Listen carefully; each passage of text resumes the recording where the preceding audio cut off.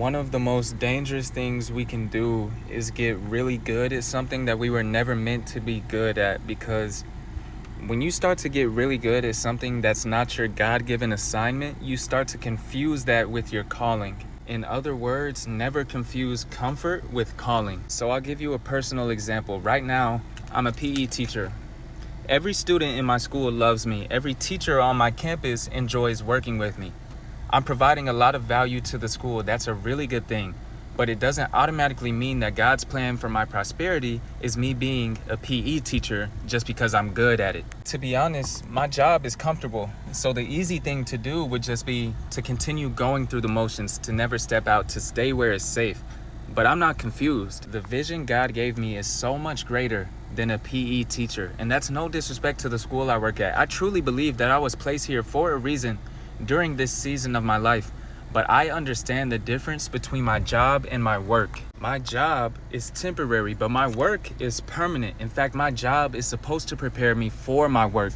My work is what God placed me on this earth to do. So in other words, my work is my calling. So although it would be easier to stay where it's comfortable, I'm working desperately to align myself with my God-given purpose, because I know that God has called me higher. Once again, I love my job. I'm gonna continue to take pride in my job, but to be 100% truthful, my job isn't using 90% of what God built into me. That's like taking this Bible and using it as a paperweight. Watch this.